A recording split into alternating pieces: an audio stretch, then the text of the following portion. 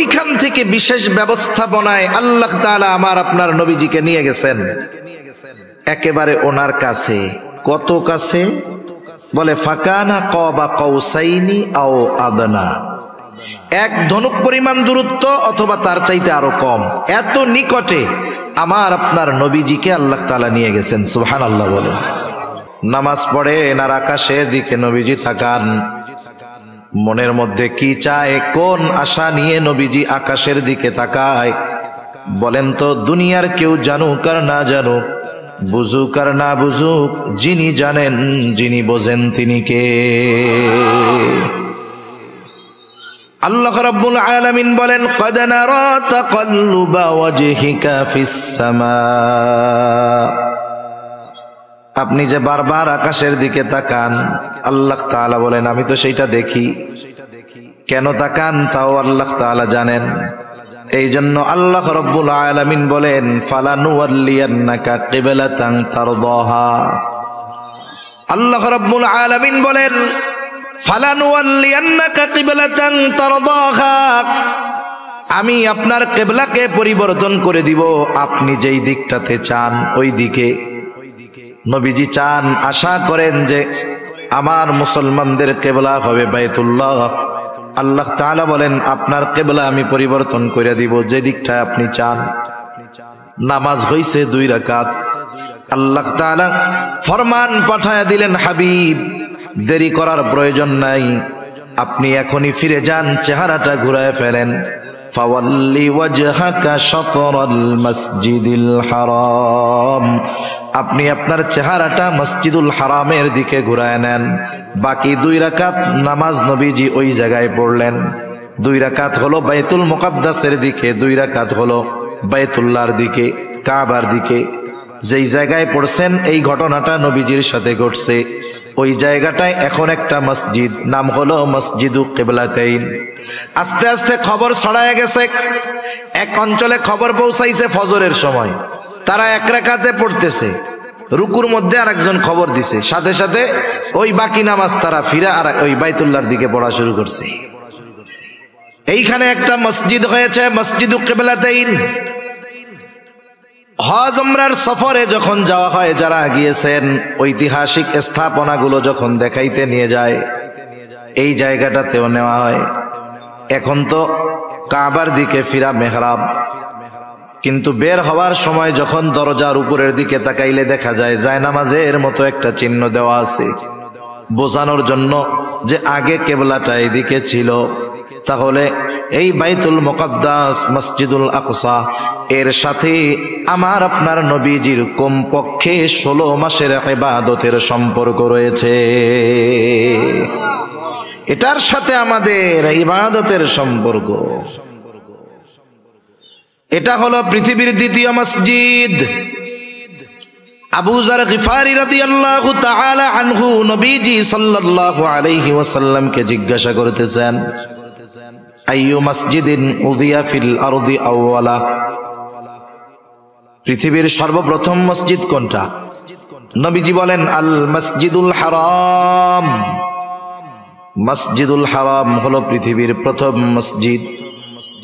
আল্লাহ তাআলাও বলেন ইন্না আউওয়ালা বাইতিন মুদিআ লিন-নাস লাল্লাযী বিবাক্কাতা মুবারাকান ওয়া হুদাল লিল আলামিন, মানুষের জন্য এই পৃথিবীতে প্রথম ঘর যেটা বানানো হয়েছে মক্কায় অবস্থিত। 2টা বিষয় হতে পারে, মুফাসসিরিনে কেরাম বলেন একটা হলো মানুষের ঘর হোক আর ইবাদতের ঘর হোক, এই ঘরই প্রথম ঘর, এর আগে কোনো ঘর দুনিয়াতে ছিল না। 2 নাম্বার হতে পারে মানুষের ঘর হয়তো আগেই হয়েছে, কিন্তু এটা দুনিয়ায় ইবাদতের প্রথম ঘর, প্রথম মসজিদ। তাহলে পৃথিবীর প্রথম মসজিদ হলো মসজিদুল হারাম। এরপরে তিনি প্রশ্ন করতেছেন সুম্মা আইয়ুন, এরপরে কোনটা? নবীজি প্রশ্নের জবাবে বললেন আল মসজিদুল আকসা, মসজিদুল আকসা। কাম কানা বাইনাহুমা, এই 2টার মাঝে ব্যবধান কত বছরের? নবীজি বললেন 40 সানা, এই 2টার মধ্যে ব্যবধান হলো 40 বছরের। 40 বছরের ব্যবধানে এই দুইটা মসজিদ হইছে। এটা পৃথিবীর দ্বিতীয় মসজিদ। এই মসজিদের অন্যতম ফজিলত কি? পৃথিবীর 3টা মসজিদ ছাড়া পৃথিবীর অন্য কোন মসজিদ বরকত মনে করে সফর করে দেখতে যাওয়ার সুযোগ নাই। সেটা 60 গম্বুজ হোক আর 206 গম্বুজ হোক। আপনাদের বরিশালে একটা মসজিদ আছে, ওইটা হোক, যেটা হয় হোক, ফজিলত মনে করে এই 3 মসজিদ ছাড়া পৃথিবীর অন্য কোন মসজিদে যাওয়ার বৈধতা নাই। অনেক মানুষ এমন হয় 60 গম্বুজ মসজিদে গেছে ফজিলত মনে কইরা, জোহরের নামাজের সময় গিয়ে উপস্থিত হইছে, কিন্তু নামাজ কালাম কিছু পড়ে নাই, বাইরে দিয়া ঘুরছে আর বিড়ি টানছে। নামাজ কালাম শেষ, লোকজন বের হয়ে গেছে। এইবার অজু কইরা যায় 2 রাকাত নামাজ পড়ছে। একজন জিজ্ঞাসা করে, কিসের নামাজ পড়লি? এদিকে এসে পড়লে ফজিলত আছে, এই জন্য পড়ছি। এই ফজিলত মনে করে নামাজ পড়লে সওয়াব হবে না উল্টা গুনাহ হবে? কোন পৃথিবীর কোন মসজিদ সফর করবে বরকত মনে করে এই 3 মসজিদ ছাড়া কোন মসজিদে করার সুযোগ নাই। বরং এই 3 মসজিদে সুযোগ হইলে যাওয়া জরুরি। মসজিদুল হারামে যাওয়া লাগেই, হজ ফরজ হইলে যাইতে হবে, ওইটা ফরজ। সেই জন্য মসজিদুল হারামে যাইতে হয়, মসজিদুল নববীতে যেতে হয়, মসজিদুল আকসায় গেলে ফজিলত আছে। কিন্তু আফসোসের ব্যাপার, এখন আর পুরনো নিয়ন্ত্রণ ইহুদিদের হাতে থাকার কারণে মুসলমান চাইলেই যাইতে পারে না। এই 3 মসজিদ হলো এই বরকতময় যে এই 2-3 মসজিদ দেখার উদ্দেশ্যে সফর শুরু করলেই সওয়াব হয়। শুধু তাই না, এই 3 মসজিদে গিয়ে যদি নামাজ পড়া যায়, নবীজি বলেন বাইতুল্লাহে নামাজ পড়লে তার 1 রাকাতের সওয়াব 1 লক্ষ গুণ বাড়ায়া দেওয়া হয়। মসজিদুন নববীতে পড়লে 1000 গুণ বাড়ায়া দেওয়া হয়। মসজিদুল আকসায় 1 রাকাত নামাজ পড়লে ওর সওয়াব 250 গুণ পর্যন্ত আল্লাহ তাআলা বাড়ায়া দেয়। 60 গম্বুজ মসজিদে যায় পড়লে এই সওয়াব পাওয়া যাবে? 1 গুণ 2 গুণ হবে? কেউ যদি মনে করে তাহলে তার আরো গুনাহ হবে। শাহজালালের মাজারে যায় পড়লে হবে মনে হয়? পৃথিবীর আর কোন মসজিদ নাই। নবীজি আর এক হাদিসের মধ্যে বলেন, দাজ্জাল পৃথিবীর 4টা মসজিদে ঢুকতে পারবে না। দাজ্জালের আগমন হবে, গোটা দুনিয়া চড়ায় বেড়াবে, কিন্তু 4টা জায়গায় সে ঢুকতে পারবে না। 1 নাম্বার মসজিদুল হারাম। হারামের এরিয়া যত দূর, ফেরেশতারা দাঁড়ায় পাহারা দিবে, ওই এরিয়ার ভিতরে তারা ঢুকতে পারবে না। মসজিদুন নববী ওরও এরিয়া আছে, ওই এরিয়ার ভিতরে দাজ্জাল ঢুকতে পারবে না। মসজিদুল আকসা, এই বাইতুল মুকাদ্দাসের ওই এরিয়ার ভিতরে দাজ্জাল ঢুকতে পারবে না। আর একটা মসজিদ আছে মসজিদুত তুর, ওই মসজিদুত তুরের মধ্যেও দাজ্জাল ঢুকতে পারবে না। এই মসজিদের অন্যতম আর একটা বৈশিষ্ট্য হলো পৃথিবীর একমাত্র মসজিদ যেই জায়গায় আল্লাহ রাব্বুল আলামিন পৃথিবীর শুরু থেকে নিয়ে একেবারে আমার আপনার নবী পর্যন্ত সব নবীকে আল্লাহ তাআলা একত্রিত করেছেন। দুনিয়ার আর কোন মসজিদ নাই। এই ফজিলতটা যেই মসজিদের মধ্যে সংগঠিত হয়েছে, দুনিয়ার আর কোন মসজিদ নাই। এই মসজিদুল আকসাই একমাত্র মসজিদ যেই জায়গায় আল্লাহ তাআলা সকল নবী রাসূলদেরকে দুনিয়ায় একত্রিত করেছে। আর কোথাও কোন জায়গায় একত্রে সব নবীর পদাচারণা হয় নাই। যদিও এই জেরুজালেমে, এখানে সবচাইতে বেশি নবীদের আগমন ঘটছে, সবচাইতে বেশি নবীদের কবর আছে ওই জায়গায়। বর্তমান দুনিয়ার সবচাইতে পুরাতন শহরের মধ্যে অন্যতম এই জেরুজালেম। এইটা যে কতবার ভাঙছে আর কতবার গড়ছে, অনেকবার। সেজন্য এই মসজিদের সাথে মুসলমানদের হৃদয়ের ঈমানের আমলের সম্পর্ক আছে না নাই? আমি আলোচনাটা বেশি লম্বা করি নাই, কারণ আরো কিছু কথা বলবো, তো এই জন্য। এখন নবীজি আসলেন মসজিদুল আকসায়। ওইখানে একটা পাথর ছিল, বাহন বাঁধার পাথর। যেই নবী ওইখানে আসছেন, উনি তার সাওয়ারি ওই জায়গায় বাঁধছেন। ইংলিশ আধুনিক ভাষায় পার্কিং। নবীজি ওনার বাহনকে ওই জায়গায় বাইধা রাখছেন। এবার ওযু করলেন। ওযু কইরা নবীজি 2 রাকাত নামাজ পড়লেন। ইবনে কাসির রাহমাতুল্লাহি আলাইহি এখানে ব্যাখ্যা করেন যে এই জায়গায় দুইটা মত পাওয়া যায়। একটা হলো নবীজি মেরাজের সফর শুরু করার আগে সব নবীর উপস্থিতিতে ওই জায়গায় উনি ইমামতি করছেন, এরপরে সফর শুরু করছেন। তিনি বলেন কিন্তু পরবর্তী আলোচনার দৃষ্টিভঙ্গিতে মনে হয় এটা হয় নাই। কিভাবে হয়েছে? সকল নবীর উপস্থিতিতে নবীজি ইমামতি করেছেন এটা ফেরার সময়। যাওয়ার সময় যদি ইমামতি করতেন তাহলে প্রত্যেক আসমানে যখন উঠছেন জিব্রাইল প্রত্যেক নবীর সাথে পরিচয় করায়া দিছে, তাহলে পরিচয় তো আগেই হয়ে গেছে, নতুন করে করায়া দেওয়ার দরকার কি ছিল? কথা বুঝেন নাই? এজন্য উনি বলতেছেন যে নবীজি ওইখানে গিয়ে 2 রাকাত নামাজ পড়লেন, এরপরে সফর শুরু হবে, ঊর্ধ্ব আকাশে সফর, মেরাজের সফর। মেরাজ অর্থ সিঁড়ি। এখানে বিশেষ সিঁড়ির মাধ্যমে আল্লাহ তাআলা আমার আপনার নবীজিকে জিবরাইল আলাইহিস সালামের সাথে সফর শুরু করাইছেন। রাসূলুল্লাহ সাল্লাল্লাহু আলাইহি ওয়াসাল্লামকে নিয়ে জিবরাইল আলাইহিস সালাতু ওয়াস সালাম সফর শুরু করে দিলেন।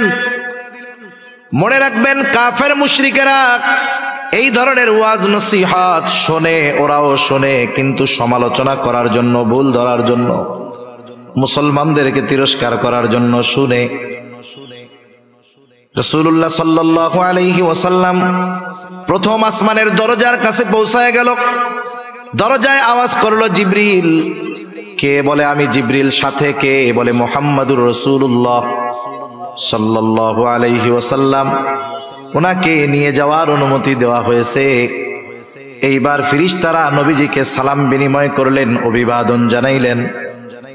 প্রথম আসমানে নবীজির সাথে দেখা হলো হযরত আদম আলাইহিস সালাতু ওয়াস সালামের। জিবরাইল আলাইহিস সালাম পরিচয় করায়া দিলেন। আদম আলাইহিস সালাম নবীজিকে দোয়া করলেন। সফর শুরু হলো দ্বিতীয় আকাশের। ওইখানেও ফেরেশতারা দরজা খুলে দিল, অভিবাদন জানালো। দ্বিতীয় আসমানে ঈসা ইয়াহইয়া আলাইহিস সালাম এনরা পরস্পর হলেন খালাতো ভাই। ওনাদের সাথে দেখা হলো, পরিচয় করায়া দিলেন জিবরাইল আলাইহিস সালাম। উভয়ের সাথে কথোপকথনের পর তৃতীয় আসমানের দিকে সফর শুরু হয়ে গেল। এইবার তৃতীয় আসমানে ফেরেশতারা দরজা খুললো, অভিবাদন জানাইলো, স্বাগতম জানাইলো। তৃতীয় আসমানে রাসূল আকরাম সাল্লাল্লাহু আলাইহি ওয়াসাল্লামের সাথে দেখা হলো ইউসুফ আলাইহিস সালামের। জিবরাইল আলাইহিস সালাম পরিচয় করায়া দিলেন। নবীজি দুনিয়ায় আয়েশা ইউসুফ আলাইহিস সালামের সৌন্দর্যের বর্ণনাও করেছেন। এইবার শুরু হয়ে গেল চতুর্থ আসমানের সফর। চতুর্থ আসমানের দরজা খুলে দেওয়া হলো, ফেরেশতারা নবীজিকে অভিবাদন জানাইলেন। এরপরে চতুর্থ আসমানে দেখা হয়ে গেল ইদ্রিস আলাইহিস সালামের সাথে। জিবরাইল আলাইহিস সালাম পরিচয় করায়া দিলেন। ইদ্রিস আলাইহিস সালাম অন্যান্য নবীদের মতো দোয়া করলেন। সফর শুরু হয়ে গেল পঞ্চম আসমানের। দরজা খুলে দেওয়া হলো, ফেরেশতারা নবীজিকে অভিবাদন জানাইলেন। পঞ্চম আসমানে গিয়ে সাক্ষাৎ হলো মুসা হারুন আলাইহিস সালামের সাথে। হারুন আলাইহিস সালাতু ওয়াস সালাম তার সাথে পরিচয় হলো, দোয়া কইরা দিলেন। এইবার সফর শুরু হয়ে গেল ষষ্ঠ আকাশের। আকাশের দরজা খোলা হলো। ষষ্ঠ আকাশে মুসা আলাইহিস সালামের সাথে দেখা হলো। জিবরাইল আলাইহিস সালাতু ওয়াস সালাম পরিচয় করায়া দিলেন।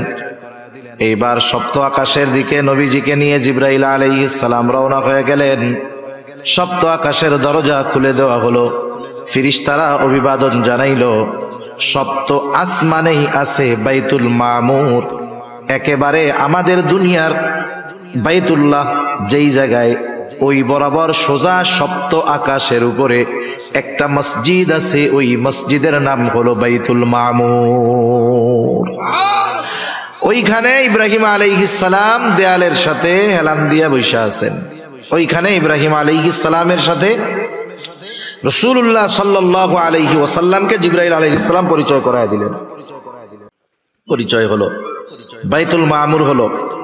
ওইখানে দৈনিক ৭০,০০০ ফেরেশতা একবার কইরা তাওয়াফ করার সুযোগ পায়। করছে সাহাবায়ে কেরাম। ফেরেশতার সংখ্যা কত? নবীজি তখন বলছে, শোনো, এই সপ্ত আকাশের উপরে একটা মসজিদ আছে, একেবারে আমাদের এই বাইতুল্লাহর সোজা উপরে। ওইখানের মসজিদটার মধ্যে ফেরেশতারা তাওয়াফ করার জন্য ঢুকে। এইখানে যেমন তাওয়াফ হয় ওইখানেও তাওয়াফ হয়। ফিরিস্তার সংখ্যা কত?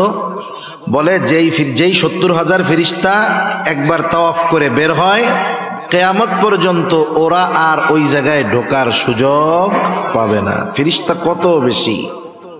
দুনিয়ায় তো টাকা পয়সা হইলে আপনি মাসে মাসে নাই, সপ্তাহে সপ্তাহে উমরায় যেতে পারবেন, টাকা পয়সা থাকলে প্রতি বছর হজে যাইতে পারবেন। কিন্তু বাইতুল মামুরে যেই ফিরিস্তা একবার তাওয়াফ কইরা বেরোইছে, তার পুনরায় কিয়ামতের আগে ওইখানে প্রবেশ করার কোনো সুযোগ থাকবে না। এরপরে সফর শুরু হয়ে গেল। জিবরাইল আলাইহিস সালাতু ওয়াস সালামের সাথে চলতেছে সফর। পৌঁছায় গেলেন সিদরাতুল মুনতাহায়, একেবারে সীমান্তের বড়ই গাছের কাছে। তার মানে এরপরে আর কারো যাওয়ার অনুমতি নাই। জিবরাইল আলাইহিস সালাতু ওয়াস সালাম বলতেছে, ইয়া রাসূলুল্লাহ, এই পর্যন্ত আমার সফর শেষ। ওই জায়গায় জিবরাইল আলাইহিস সালাতু ওয়াস সালামকে তার মূল চেহারায় নবীজি দ্বিতীয়বার দেখছে। প্রথমবার দেখছে দুনিয়ায়, দ্বিতীয়বার দেখা সেরকম ভয় পায় নাই। আগে যদি না দেখতো, প্রথমবার যদি দেখতো ভয় পাওয়া যাইত। নবীজি বলেন তার 600 ডানা আছে। কয়শো ডানা? 600 ডানা। বলতেছি, ইয়া রাসূলুল্লাহ, এই যে আমার সফর শেষ, আমি আর আপনার সাথে যাইতে পারবো না। ওইখান থেকে বিশেষ ব্যবস্থাপনায় আল্লাহ তাআলা আমার আপনার নবীজিকে নিয়ে গেছেন একেবারে ওনার কাছে। কত কাছে? বলে ফাকানা কাবা কাউসাইনি আও আদনা, এক ধনুক পরিমাণ দূরত্ব অথবা তার চাইতে আরো কম। এত নিকটে আমার আপনার নবীজিকে আল্লাহ তাআলা নিয়ে গেছেন। সুবহানাল্লাহ বলেন। এখন কথোপকথন হইছে, নবীজি ওইখানে গিয়েও উম্মতের কথা বলেন নাই। সর্বশেষ আল্লাহ তাআলার পক্ষ থেকে নবীজিকে 50 ওয়াক্ত নামাজ হাদিয়া দেওয়া হয়েছে উম্মতের জন্য। কয় ওয়াক্ত? 50 ওয়াক্ত। মনে রাখবেন, এই মেরাজ থেকে তথা এই নামাজের হুকুম, নামাজ আল্লাহ তাআলার হাদিয়া। আল্লাহ তাআলা আমার আপনার নবীকে আরশে আজিমে নিয়ে আমাদের জন্য এই নামাজকে হাদিয়া দিছে। সুবহানাল্লাহ বলেন। এজন্য নামাজ হলো এমন একটা ইবাদত, যখন বান্দা নামাজের মধ্যে যায় তখন স্বয়ং আল্লাহ তাআলার সাথে কথোপকথনে লিপ্ত হয়। কিন্তু আফসোসের ব্যাপার, আমরা মেরাজের ঘটনা গল্প শুনতে খুব ভালো লাগে। ইমাম সাহেবরা কয়দিন পরে অস্থির হয়ে যাবে, বাড়ির থেকে মহিলারা শুধু পোলা বান্ডে পাঠাবে, হুজুর মেরাজের রোজা কবে? মেরাজের রোজা কয়টা রাখতে হয়? হুজুর হুজুর ওই মেরাজের নামাজ জানি কোন কোন সূরা দিয়ে পড়তে হয় হুজুর। অথচ মেরাজ যে কয় তারিখে হইছে এর নির্দিষ্ট একটা হাদিস কেউ দেখাতে পারবে না। মূল বিষয়টা হলো মেরাজ থেকে নবীজি কি শিক্ষা নিয়ে আসলেন সেটাকে ধারণ করার দরকার ছিল। আমরা মূলত ওইটার দ্বারের কাছেও নাই।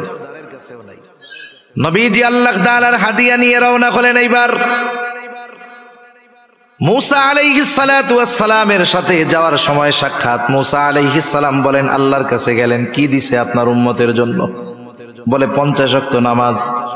বলে আপনি আল্লাহর কাছে গিয়ে দরখাস্ত করেন, আপনার উম্মত এটা পালন করতে পারবে না, আপনি যান।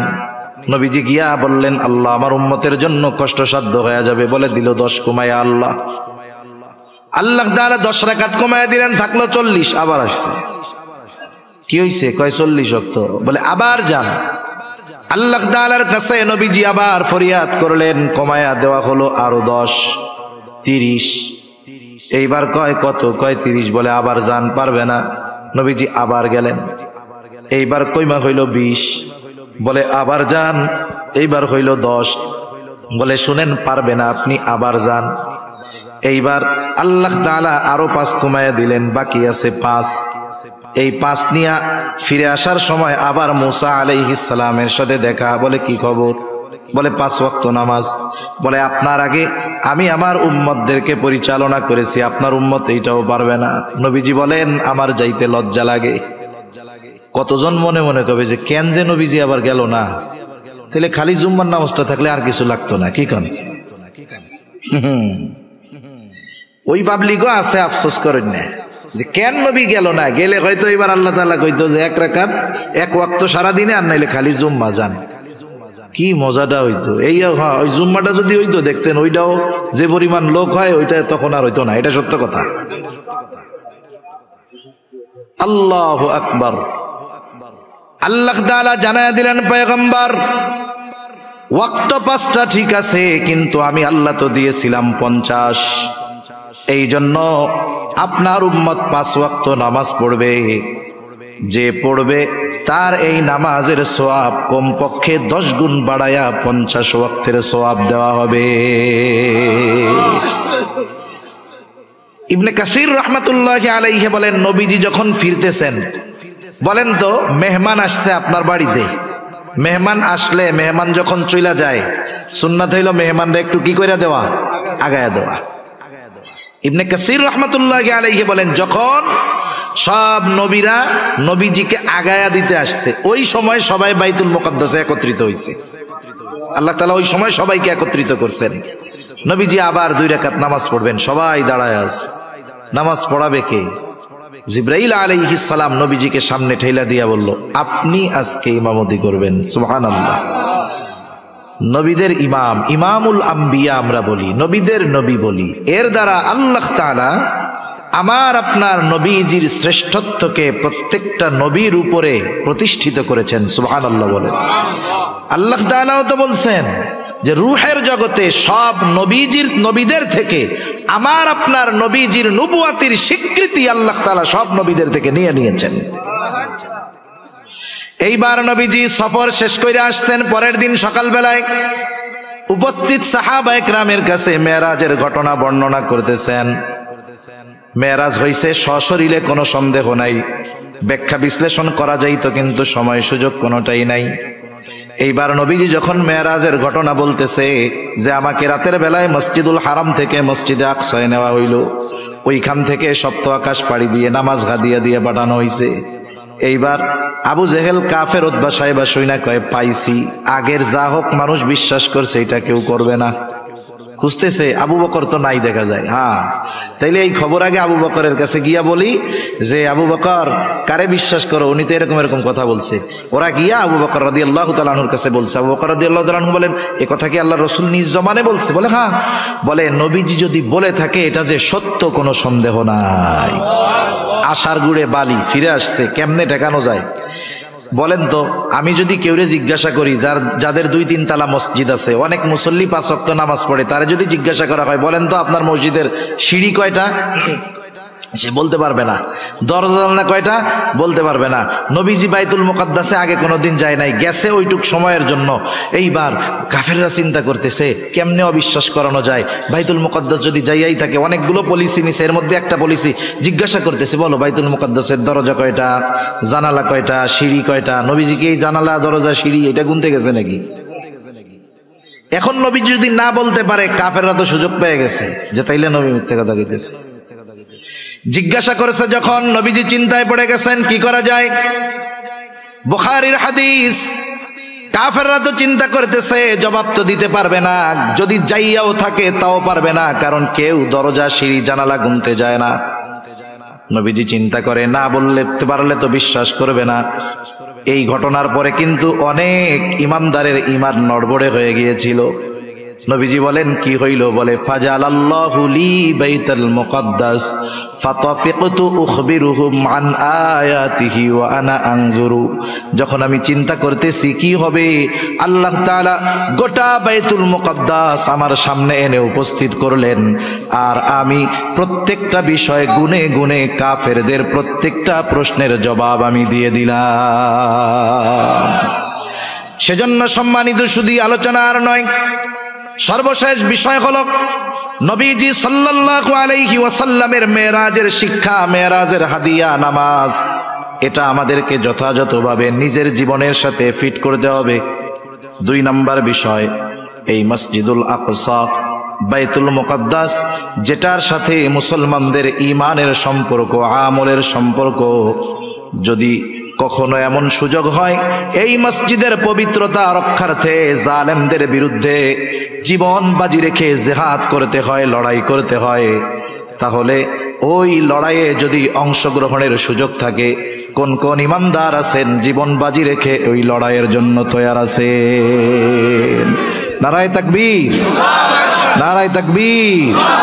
মাশাআল্লাহ, হাত নামাই। একটা কাজ করবেন, সর্বশেষ কথা, প্রত্যেকের ঘরে একটা বাইতুল্লাহর ছবি একটা মদিনার ছবি, সবুজ গম্বুজের ছবি, আর একটা মসজিদুল আকসার ছবি রাখবেন। তাহলে কি হবে? ছোট বাচ্চা জিজ্ঞাসা করবে, এই তিনটার সংক্ষিপ্ত ইতিহাস জানবেন, জিজ্ঞাসা করবে আব্বু এটা কি? আপনি বলবেন এটা কাবা, এটা আল্লাহর ঘর, এদিক ফিরে আমরা নামাজ পড়ি, এটা পৃথিবীর প্রথম ঘর, এই ঘরের মধ্যে নামাজ পড়লে 1 লক্ষ গুণ সওয়াব হয়। এরকম কিছু তথ্য আপনার জানা থাকবে। আপনি যখন বারবার তাকে ওইগুলো রিপিট করবেন, ওই ঘরের প্রতি মহব্বত তার অন্তরের মধ্যে পয়দা হবে। ঠিক কিনা বলেন? মদিনার ছবি রাখবেন, বলবেন এইটা কি? বলবেন আব্বু এটা হলো মসজিদুন নববী, এই যে সবুজ গম্বুজটা দেখো, এর নিচেই আমার তোমার নবীজির রওজা, ওইখানে নবীজি শুয়ে আছে। তুমি জানো এখান থেকে যদি আমরা সালাম দেই, ফিরিস্তারা সালাম পৌঁছায় দেয়, আর তুমি যদি ওই জায়গায় গিয়ে সালাম দিতে পারো, নবীজি জবাব দিবে। আর যদি তুমি অনেক ভালো মানুষ হতে পারো, তাহলে নবীজি সালামের জবাব দিলে হয়তো তুমি নিজেও শুনতে পারবে। এই যে তার ভিতরে ভালো হওয়ার আগ্রহ, উদ্দীপনা তৈরি করে দিবেন। সাথে সাথে মসজিদুল আকসা, এর সংক্ষিপ্ত ইতিহাস জেনে রাখবেন। জিজ্ঞাসা করলে বলবেন আব্বু এটা আমাদের প্রথম কেবলা, এদিকে ফিরে আমরা আগে নামাজ পড়তাম, এরপরে ওইটাতে ফিরি, এটার মধ্যে গেলে এই সওয়াব আছে, এখান থেকেই নবীজি মেরাজ করেছেন। এই যে আপনি যখন ও দেখবে বারবার, ওগুলোর প্রতি মহব্বত, ভালোবাসা জাগ্রত হবে। রাখা যাবে তো ইনশাআল্লাহ, রাখা যাবে তো ইনশাআল্লাহ। সেজন্য মসজিদুল আকসার মহব্বত আল্লাহ আমাদের অন্তরে ঢেলা দেন, মসজিদুল নববী, মসজিদুল হারামের মহব্বত আল্লাহ আমাদের অন্তর দিয়ে ভরপুর করে দেন। সাথে সাথে নবীজির পাঠানো মেরাজের হাদিয়া, এটা যেন আমরা যথাযথভাবে রক্ষা করতে পারি, আল্লাহ তাআলাও আমাদের সেই তৌফিক দান করেন। সকলে বলি আমিন।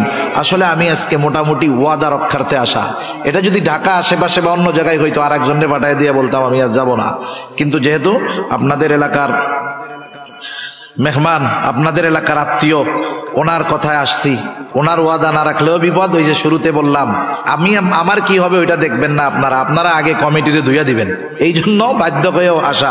দোয়া করবেন, আল্লাহ তাআলা যদি সামনে চায় ইনশাআল্লাহ আসবো। দোয়ার আবেদন যারা টাকা দিয়েছে মাহফিলে, তাদের জন্য 1 আসনের এমপি বাণিজ্য মন্ত্রী আলহাজ তোফায়েল আহমদ এমপি সাহেব অসুস্থ, তার জন্য দোয়া। 2 আসনের সদস্য আলহাজ আলী আজম মুকুল এমপি মহোদয় অসুস্থ, তার জন্য দোয়া। তাফসীর কমিটির সভাপতি জনাব মোহাম্মদ ইরফানুল হাসান স্বপন চেয়ারম্যান সাহেবের মরহুম পিতামাতার জন্য দোয়া। খানবাড়ির সকল মৃত ব্যক্তিদের উদ্দেশ্যে দোয়া। তাফসীরুল কোরআনের সকল মৃত সদস্যদের জন্য দোয়া। যাদের জন্য দোয়া চাওয়া হয়েছে, যেই উদ্দেশ্য নিয়ে দোয়া চাওয়া হয়েছে, আল্লাহ তাআলা কবুল করুক। সকলে বলি আমিন। কেউ কিছু কথা বলার আছে? কিছু বলবে? আর আমরা দুরূদ শরীফ পড়ি। আগামী দিন মাহফিল আছে, আমাদের বন্ধুবর মুফতি আব্দুর রহমান বেতাগী সাহেব আসবেন। আমি তো ঠান্ডা ঠান্ডা বলছি, উনি আরো উদ্দীপনার সাথে আলোচনা করেন। আপনাদের এখানে আগেও আসছেন, আবার পরিচিত মুখ, নতুন নতুন, অতি পরিচিত না হলে আসলেও মানুষও চিন্তা করে কি না কি বলবে। যেহেতু উনি পরিচিত মুখ, আপনারা আসবেন আগামী দিন, বন্ধু বান্ধবদেরকে দাওয়াত করে নিয়ে আসবেন। আল্লাহুম্মা সাল্লি আলা মুহাম্মদ ওয়া আলা আলি মুহাম্মাদিন কামা সাল্লাইতা আলা ইব্রাহিম ওয়া আলা আলি ইব্রাহিম ইন্নাকা হামিদুম মাজিদ। اللهم بارك على محمد وعلى آل محمد كما باركت على إبراهيم وعلى آل إبراهيم إنك حميد مجيد. الحمد لله رب العالمين والعاقبة للمتقين والصلاة والسلام على خير خلقه محمد وعلى آله وأصحابه أجمعين. رب العالمين আজকের এই মাহফিল আপনি কবুল আর মঞ্জুর করে নেন। বিগত দিনের মাহফিলগুলো কবুল করে নেন। আল্লাহ আরো একদিন বাকি আছে, সুন্দরভাবে সমাপন করার তৌফিক আল্লাহ আপনি দিয়ে দেন। ইয়া রাব্বুল আলামিন, অনেকে দোয়া চেয়েছে, খাস করে আল্লাহ এই কাগজের মধ্যে লেখা অনেকের জন্য দোয়া চাওয়া হয়েছে। বিশেষ করে তোফায়েল আহমদ সাহেব, আয় আল্লাহ আলী আজম মুকুল সাহেব অসুস্থ আছে, ওনাদের সুস্থতার জন্য দোয়া চাওয়া হয়েছে। ইয়া রাব্বুল আলামিন, তাফসীর কমিটির সভাপতি সাহেবের জন্য দোয়া চাওয়া হয়েছে। আয় আল্লাহ, নাম বলা হোক আর না বলা হোক, আপনি তো প্রত্যেকের মনের উদ্দেশ্য জানেন। প্রত্যেকের মনের নেক চাওয়া, নেক আশাগুলো আল্লাহ আপনি কবুল করে নেন। খাস করে মাহফিল কামিয়াবির জন্য যে যেভাবে সহযোগিতা করে, কবুল আর মঞ্জুর করে নেন। আয় আল্লাহ, প্রত্যেকের মনের নেক চাওয়া, নেক আশাগুলো কবুল করে নেন। কিয়ামত পর্যন্ত এই মাহফিল জারি রাখার জিম্মাদারি আল্লাহ আপনি নিয়ে নেন। আয় আল্লাহ, মাহফিলকে এলাকার হেদায়েতের জরিয়া বানায় দেন। আয় আল্লাহ, খাস করে মাওলা, আমাদের মধ্যে যারা অসুস্থ, সুস্থতা দান করেন। আমাদের আত্মীয় স্বজন যারা অসুস্থ, সুস্থতা দান করেন। আয় আল্লাহ, যারা দুনিয়া ছেড়ে চলে গেছে তাদের মাফ করেন, কবরগুলো জান্নাতের টুকরো বানায় দেন। আশেপাশে যত কবরস্থান আছে আল্লাহ, কবরবাসীর কবরগুলোকে জান্নাতের টুকরো বানায় দেন। ইয়া রাব্বাল আলামিন, খাস করে আমাদের যাদের মা বাবা দুনিয়া ছেড়ে চলে গেছে, গুনার কারণে যদি কারো মা বাবার কবরে আযাব হয়, কবরের আযাব মাফ করে দেন, কবরগুলো জান্নাতের টুকরো বানায় দেন। কিয়ামতের দিন হিসাব সহজ করে জান্নাতের ব্যবস্থা আপনি করে দিয়েন। যাদের মা বাবা বেঁচে আছে, সুস্থ দীর্ঘ অনেক হায়াত দিয়ে দেন আল্লাহ।